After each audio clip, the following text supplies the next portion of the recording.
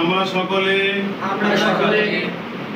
মহাগ্রন্থ আল কোরআন শরীফকে হাতে নিয়ে মহান আল্লাহ পাকের কাছে শপথ করিতেছি যে জীবনে যতদিন বেঁচে থাকবো মদ গাঁজা জুয়া চুল্লু নেশাদ্রব্য জিনিস কোনোদিন পান করব না।